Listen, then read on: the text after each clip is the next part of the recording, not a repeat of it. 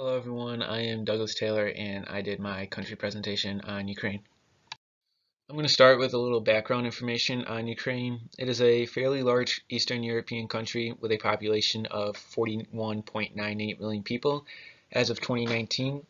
Ukraine was part of the Soviet Union. However, when the Soviet Union collapsed in 1991, Ukraine declared its independence from them.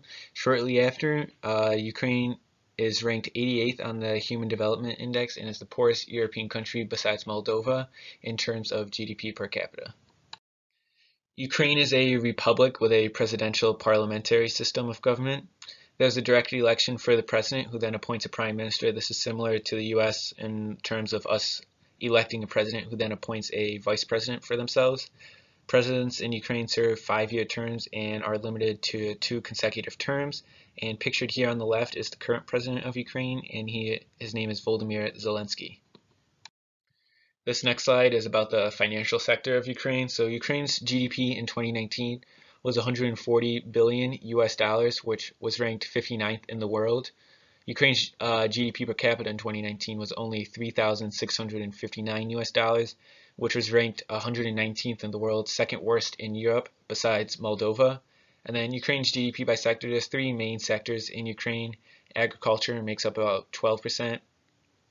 Industry is about 28.5%, and that's mining, manufacturing, energy production, or construction. And then services is 60%, which is communication, transportation, finance, and other economic activities that don't produce material goods. After doing my research on Ukraine, their education system is something I wanted to point out. They have one of the highest rates of public spending on education in the world at about 6% of its GDP. However, the schools lack adequate facilities, modern equipment, and quality textbooks.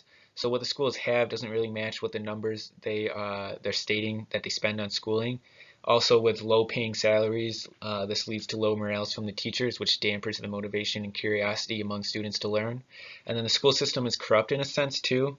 I found that the schools often collect unofficial payments from parents that they say are being used for classroom remodelings or gifts for the teachers, but they never get used for these activities. And then upper class families often bribe the schools to get their children accepted and get higher marks, which leaves the lower class population at a great disadvantage.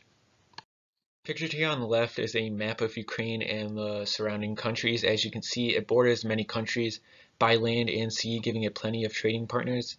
It's also located between Europe and Asia, which is very convenient as it can export products to both of these markets in a timely fashion. The top export destinations are Russia, Poland, Italy, Turkey, and Egypt, with the top import origins being Russia, China, Germany, Poland, and Belarus. So there's multiple trade barriers you might face when either doing trade with Ukraine or trying to go through Ukraine. Some of those are unpredictable discriminatory fees and product certification procedures, non-transparent standards and certification requirements, complicated procedures for phytosanitary certifications. That's when you're trying to ship plants or plant products. You need official documentation for those, and that can be hard to get. And you also need special import licenses and labeling requirements. And then one of the major trade barriers and a reason why many businesses don't do trade or foreign direct investment with Ukraine is the ongoing war in Crimea. So back in early 2014, like around February, Vladimir Putin, the leader of Russia, sent his troops to the peninsula of Crimea, which belongs to Ukraine, but the Russian troops annexed it from it.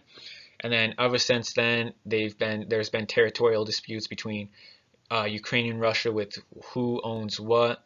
As of right now, Ukraine kind of owns and holds its laws up in the northern part of Crimea, with Russia ruling the southern part of Crimea.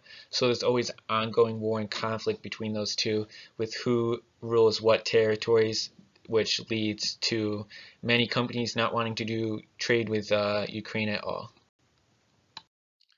With everything going on in the world right now surrounding COVID-19, I decided to do a specific slide regarding the effects COVID-19 is having on Ukraine. And on March 3rd, Ukraine confirmed its first case of the coronavirus, with the numbers rapidly increasing ever since then. With this coronavirus escalating so fast, the Ukrainian government needs to implement drastic policies that will try to strengthen its already withered economy.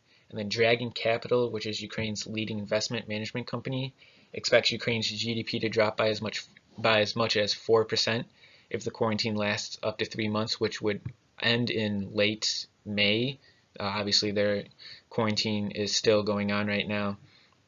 And if the lockdown goes any further, they could possibly lose as much as 9%.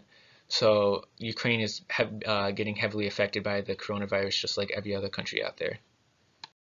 These are the resources I used for my presentation today, and thank you for your time.